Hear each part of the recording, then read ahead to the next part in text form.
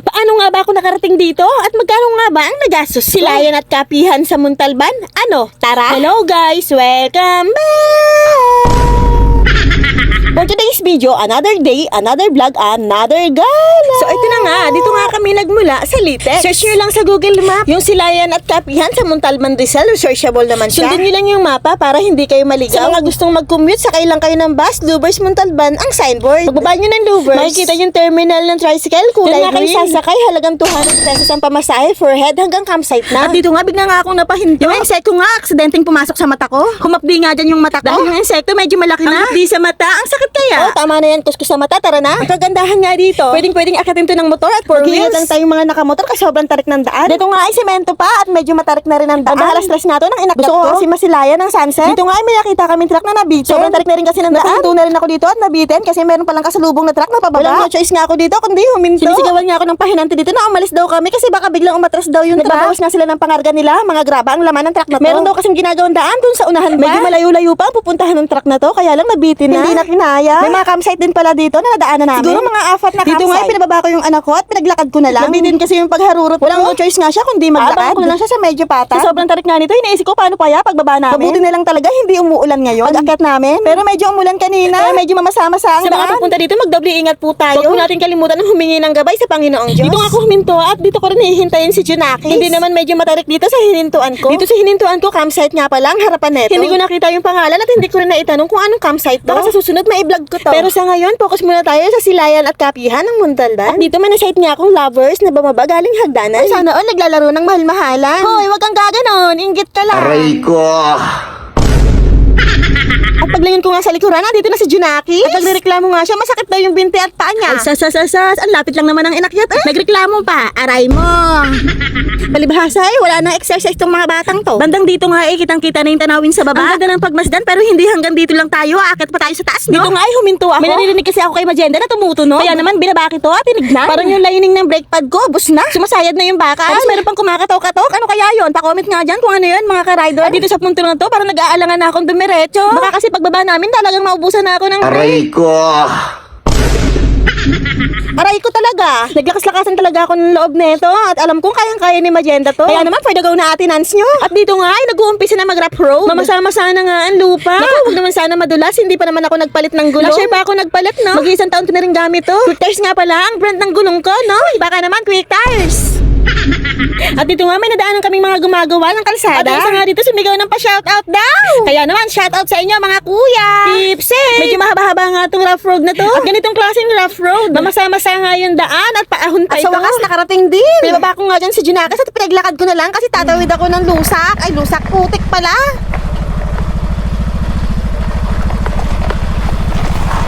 Ito na. Yari tayo na ito mamaya. Tabi.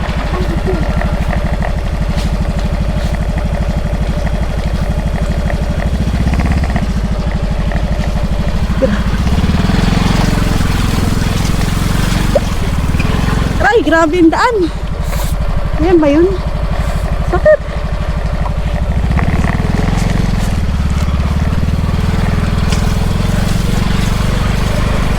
Hoy, hindi basa-basa yung lusak na yun, ang lalim nun. Wow. Okay, no? Eh, Okay na.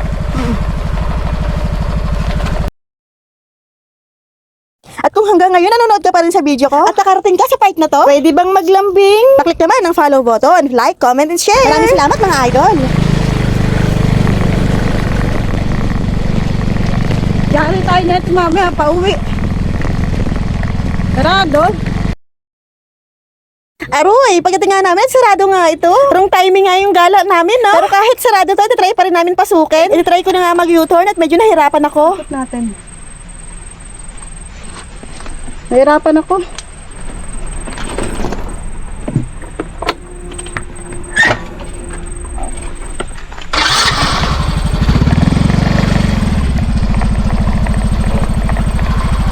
Pero same lang.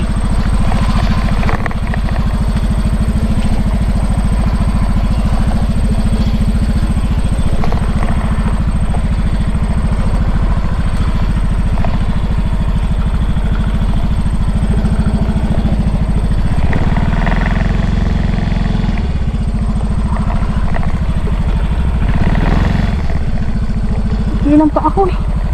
Puta. Doon nga yung cellphone ko lang, bilis. Ha? Doon yung cellphone ko. Pinahawakan ko na nga sa ginakis ko yung cellphone at camera 360 ko. Para in case na masemplang, walang masisira. Naghahanda na talaga ako para sa pagsemplang. Ang hirap ng daan, no? Ahon kasi yung daanan, ang lalaki pa ng pagkaka-rough road, ang lambot pa ng lupa at mabasa-basa. Hitid nga muna namin yung motor sa baba bago kami bumalik dito. Pinasok nga namin to kahit may nakaharang. Naku po, pasyensya na. For the view lang po. Sayang hindi namin na-try yung mga pagkain dito at magkape, no? Camping site nga ito at may ATV rin sila. Pansamantalang nagsara siguro sila kasi bumabagyo ng nakaraan. Mukhang hindi rin namin masasaksihan ng sunset. Ayun, medyo na-enjoy rin namin yung view. Yung dalawang bundok, kitang-kita. Dalawang bundok na sa pagitan ay wawadam. Nag-video-video na nga ako dito at nag-picture-picture na rin. Maya-maya rin ay bababa na kami. Baka abutin kami ng dilim. Nakakatakot yung daan. Tara na, uwi na.